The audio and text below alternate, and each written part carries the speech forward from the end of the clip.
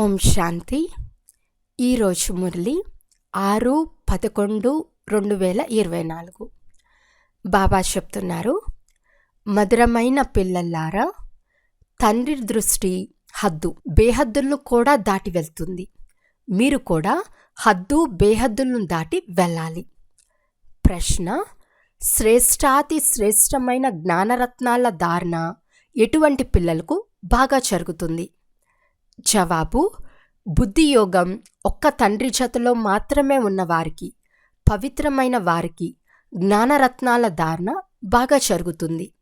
ఈ జ్ఞానరత్నాల ధారణ కొరకు పాత్ర శుద్ధంగా ఉండాలి. ఉల్టా సుల్టా సంకల్పాలు కూడా సమాప్తమవ్వాలి. తండ్రితో యోగాన్ని జోడిస్తూ పాత్ర బంగారమైనప్పుడు రత్నాలు నిలవగలవు. ఓం శాంతి. మధురాతి మధురమైన ఆత్మీక తండ్రి ఆత్మీక పిల్లలకు కూర్చుని ప్రతిరోజు అర్థం చేయిస్తున్నారు. ఈ సృష్టి చక్రం జ్ఞానం, భక్తి, వైరాగ్యాలతో తయారైందని పిల్లలకు అర్థం చేయించబడుతుంది. బుద్ధిలో ఈ జ్ఞానం గుర్తుండాలి. పిల్లలైన మీరు ఈ హద్దు బేహద్దులకు అతీతంగా వెళ్ళాలి. తండ్రి అయితే హద్దు బేహద్దులకు అతీతంగా ఉన్నారు. ఇది కూడా అర్థం చేసుకోవాలి కదా. ఆత్మీక తండ్రి కూర్చుని అర్థం చేయిస్తున్నారు. జ్ఞానము, భక్తి, తర్వాత వైరాగ్యం అనే విషయాన్ని కూడా అర్థం చేయించాలి. జ్ఞానాన్ని పగలు అని అంటారు. అప్పుడు నూతన ప్రపంచం ఉంటుంది. అక్కడ ఈ భక్తి అను అజ్ఞానం ఉండదు. అది హద్దు ప్రపంచం. ఎందుకంటే అక్కడ చాలా కొద్ది మందే ఉంటారు. తర్వాత నెమ్మదిగా వృద్ధి చెందుతూ ఉంటుంది. అర్ధ సమయం తర్వాత భక్తి ప్రారంభమవుతుంది. అర్ధకల్పం సన్యాస ధర్మం ఉండదు. సన్యాసము లేక త్యాగము ఉండదు. తర్వాత సృష్టి వృద్ధి చెందుతుంది. పైనుండి ఆత్మలు వస్తూ ఉంటాయి. ఇక్కడ వృద్ధి జరుగుతూ ఉంటుంది. హద్దు నుండి బేహద్దుకు వెళ్తుంది. తండ్రి దృష్టి హద్దు బేహద్దులకు దూరంగా వెళ్తుంది. హద్దులో చాలా కొద్ది మందే ఉంటారని తెలుసు. తర్వాత రావణ రాజ్యంలో చాలా వృద్ధి జరుగుతుంది. ఇప్పుడు మీరు హద్దు బేహద్దుల నుండి అతీతంగా అవ్వాలి. సత్యుగంలోని ప్రపంచం చాలా చిన్నది.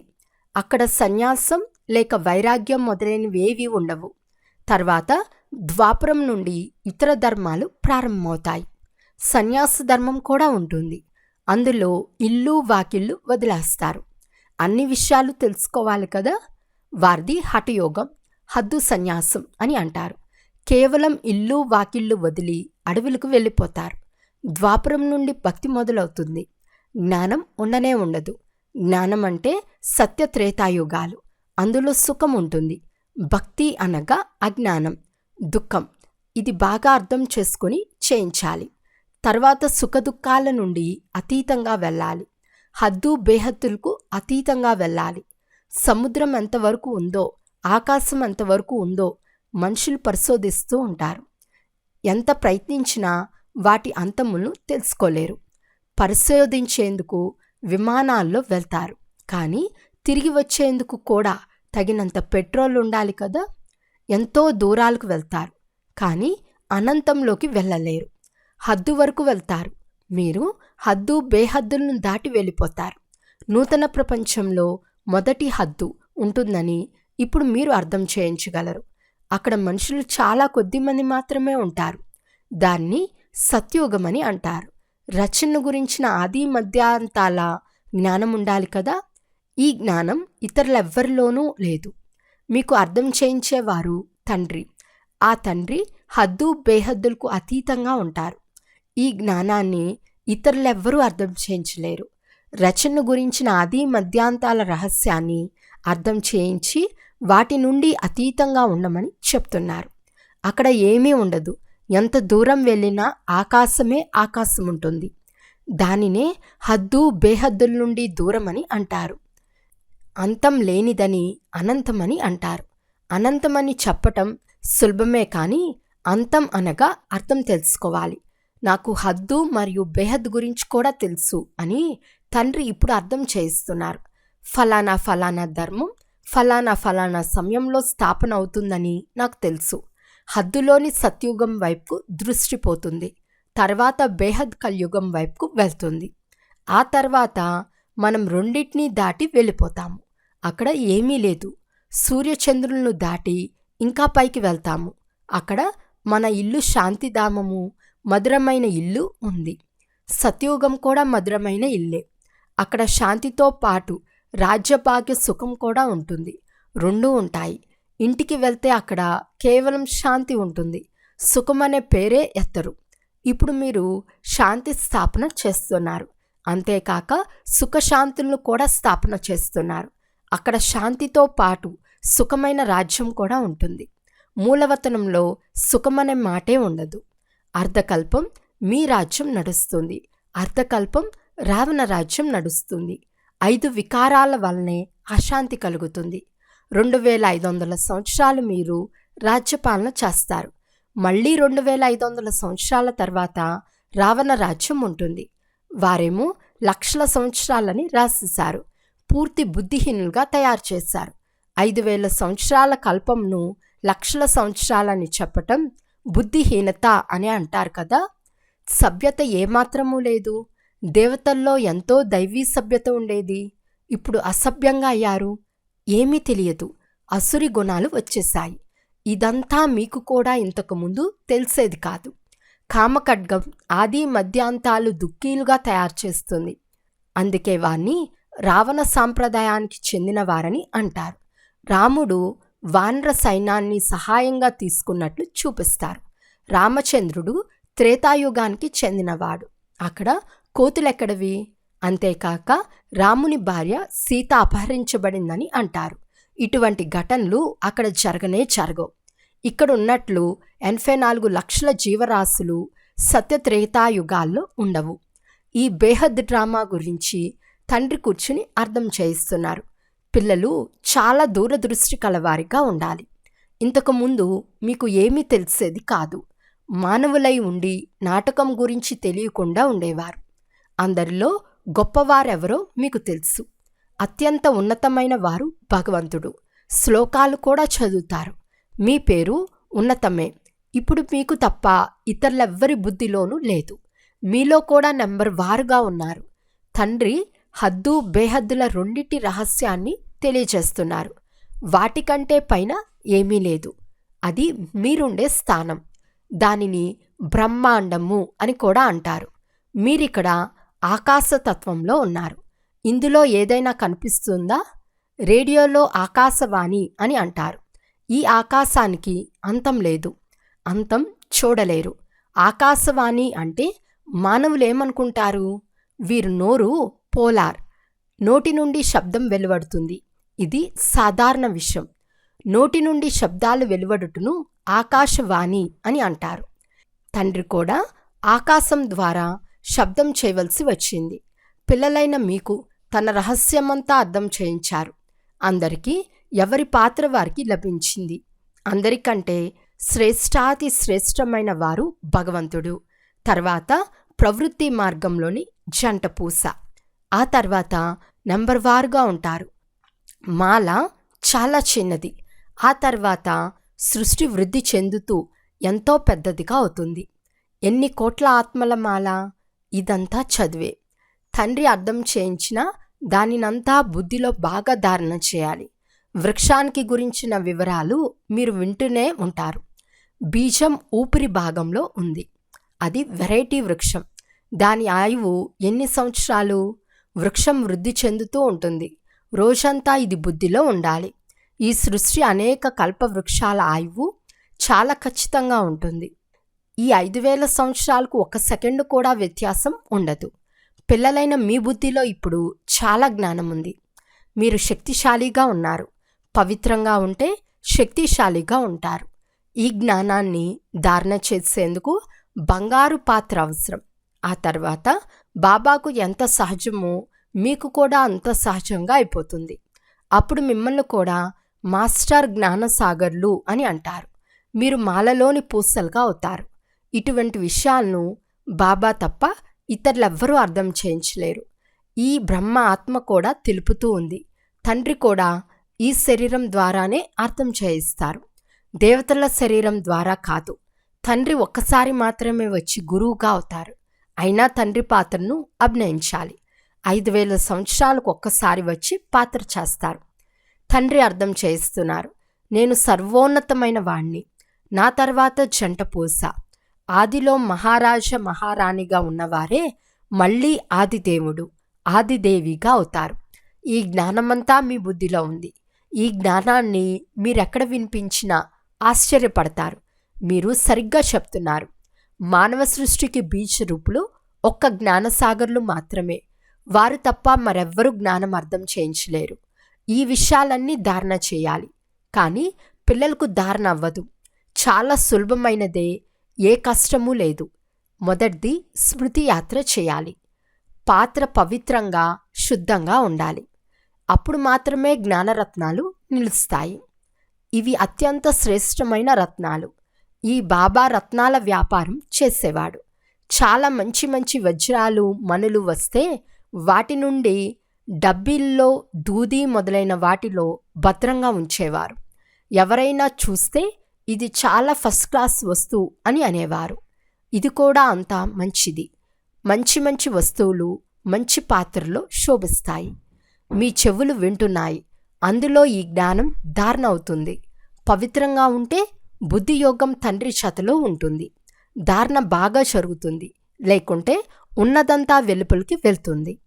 ఆత్మ ఎంతో చిన్నది, అందులో ఎంతో జ్ఞానం నిండి ఉంది. చాలా మంచి శుద్ధమైన పాత్ర కావాలి. ఏ ఇతర సంకల్పము రాకూడదు. ఉల్టా సుల్టా సంకల్పాలన్నీ పూర్తిగా నిలిచిపోవాలి. అన్ని వైపుల నుండి బుద్ధిని తొలగించాలి.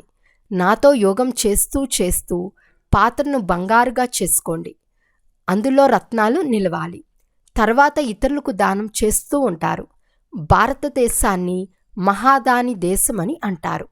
వారు ధనదానం చేస్తారు. కానీ ఇది అవినాశీ జ్ఞానరత్నాల దానం. దేహ సహితం ఉన్నదంతా వదిలి ఒక్కరితోనే బుద్ధియోగం ఉంచాలి. మనం తండ్రివారిగా అయ్యాము. ఇందులోనే శ్రమ ఉంది. లక్ష్యమేమో తండ్రి అర్థం చేయించారు. పురుషార్థం చేసేది పిల్లల కర్తవ్యం. ఉన్నత పదవి పొందుకునేది ఇప్పుడు మాత్రమే. ఏ వికారీ సంకల్పాలు వికల్పాలు రాకూడదు. జ్ఞానసాగర్లు ఆ తండ్రి ఒక్కరు మాత్రమే. వారు హద్దు బేహద్దులకు దూరంగా ఉండేవారు. అన్ని విషయాలు కూర్చుని అర్థం చేయిస్తారు. నేను మిమ్మల్ని చూస్తున్నానని మీరు అనుకుంటారు, కానీ నేను హద్దు బేహద్దులకు దూరంగా వెళ్ళిపోతాను. నేను అక్కడే నివసించేవాణ్ణి. మీరు కూడా హద్దు బేహద్దులకు దూరంగా వెళ్ళిపోండి. సంకల్ప వికల్పాలేవి రాకూడదు. దాని కొరకు శ్రమించాలి. గృహస్థంలో ఉంటూ కమల్ పుష్ప సమానంగా అవ్వాలి. చేతులు పనిచేస్తూ ఉండాలి. మనస్సు భగవంతుని స్మృతి చేస్తూ ఉండాలి. గృహస్థులు చాలామంది ఉన్నారు. గృహస్థులు ఎంత తీసుకుంటారో ఇంట్లో ఉండే పిల్లలు అంత తీసుకోలేరు. సేవా కేంద్రాలు నడిపేవారు, మురళి వినిపించేవారు కూడా పాస్ అవ్వలేరు. కానీ చదువుకునేవారు ఉన్నతంగా అవుతారు. పోను పోను మీకంతా తెలిసిపోతుంది. బాబా చాలా సరిగ్గా చెప్తున్నారు. మనల్ని చదివించే వారిని మాయ తినేసింది. మహారథులను మాయ ఒక్కసారిగా మింగేసింది. వారిప్పుడు లేనేలేరు. మాయవి విద్రోహులుగా అవుతారు. విదేశాల్లో కూడా ద్రోహులుగా అవుతారు కదా. ఎక్కడికెక్కడికో వెళ్ళి శరణం తీసుకుంటారు. ఎవరు శక్తిశాలుగా ఉంటారో ఆ వైపుకు వెళ్ళిపోతారు.